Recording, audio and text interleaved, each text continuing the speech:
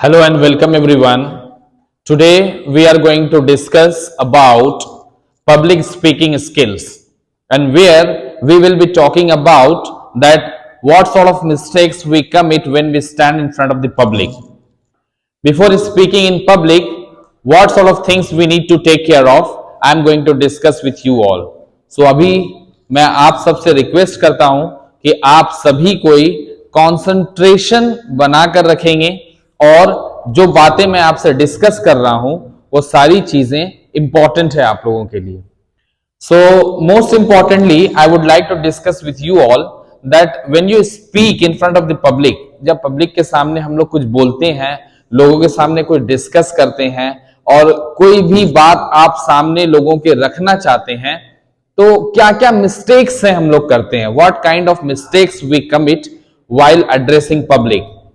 पहला जो मिस्टेक है वो है आप कभी भी कोई भी लेक्चर के लिए, कोई भी पब्लिक स्पीकिंग के लिए लोगों को एड्रेस करने जा रहे हैं, you need to prepare well. हम लोग प्रिपेयर नहीं करते हैं, हम लोग तैयारी नहीं करते हैं कि क्या चीजें हमें डिस्कस करनी है. This is why whenever we stand in front of the public we go blank. Next we are going to discuss here that when we speak in front of the public, whether it is Hindi or English, we also commit a mistake that we use so much fillers. Fillers ज्यादा use करते हैं.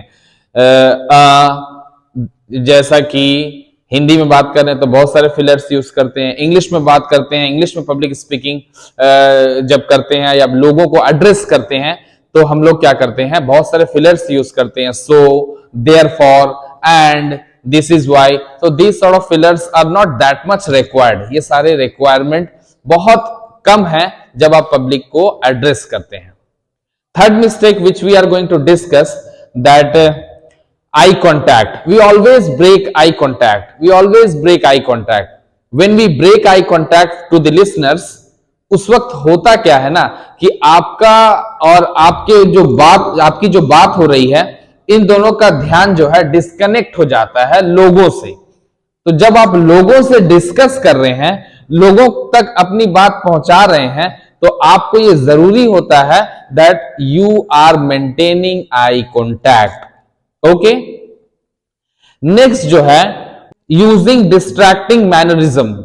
Using distracting mannerism ये क्या है, जब हम लोग public speaking करते हैं उस वक्त ये मिस्टेक भी हम लोग करते हैं कि बातें कर रहे हैं तो पॉकेट में हाथ डाल रहे हैं, बार बार निकाल रहे हैं, पॉकेट में हाथ डाल रहे हैं, बार बार निकाल रहे हैं, या फिर कोई शर्ट ठीक कर रहा है, बार बार शर्ट ठीक कर रहा है, और समटाइम्स आप बाल को सही कर बार बार बाल पे हाथ मार रहे हैं, या बहुत ज्यादा मूवमेंट कर रहे हैं, बहुत ज्यादा मूवमेंट कर रहे हैं स्टेज पे. So these kind of the things क्या होता है, डिस्ट्रैक्शन कर देता है. डिस्ट्रैक्शन मीन्स आप जो बात कर रहे हैं, whatever you are speaking to the public, that time आपके जो कंसंट्रेशन है लिसनर का, वो आपकी बातों की तरफ से हट जाता है, वो डिस्ट्रैक्टिंग मींस पॉइंट्स पे और एलिमेंट्स पे चला जाता है. राइट. तो some time we need to take care of these things as well. अब हम लोग बात करेंगे कि डिस्ट्रैक्शन करने के साथ साथ कभी कभी हम लोग ना एक्स्ट्रा अननेसेसरी थिंग्स जो है, जो in front of the public एक प्रोफेशनल को पब्लिक के सामने नहीं करनी चाहिए. We also do that kind of mistakes as well, and this is also important. वो क्या है कि आप जैसे कि उंगली वगैरह बजाने लग जाते हैं, और समटाइम्स आप अपनी ही बात पे बहुत सारी चीजें हैं जो उसको एग्जैजरेट कर देते हैं. सपोज मैं एक पॉइंट पे डिस्कस कर रहा हूं, तो टू द पॉइंट बात करना और एग्जैक्ट पॉइंट पे बात करना और पॉइंट को छोटा बोलना, this is also important. You are not supposed to exaggerate a single topic too much so that speech will become boring. तो बोरिंग स्पीच आप नहीं बनाने के लिए एक जो खास पॉइंट है जिस पे आप बात कर रहे हैं, उसको ज्यादा लंबा भी आप ना करें, otherwise your speech will become boring. तो ये सारी चीजें जो थी, you need to take care of when you speak, when you address public. और खासकर आप जो और मिस्टेक्स हैं, वो एक्स्ट्रा मिस्टेक मैं आपको बता देता हूं. ये बेसिक मिस्टेक्स हैं. You need to hold mic like this. You are not a singer that you hold like this. We are supposed to hold mic like this. Okay.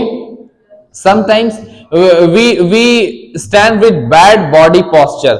Bad body posture का इस्तेमाल नहीं करना है, like this or like this. We are not supposed to stand like this. We are supposed to stand straight. Means little movement will be acceptable. ज्यादा movement नहीं होना है. और eye contact, body language, hand gesture, dressing sense, these sort of things are also important. So I hope आप लोगों को बातें समझ में आई होगी एंड आप इन सारी बातों को जहन में रखेंगे एंड अकॉर्डिंगली आप पब्लिक स्पीकिंग की प्रैक्टिस करेंगे. Thank you.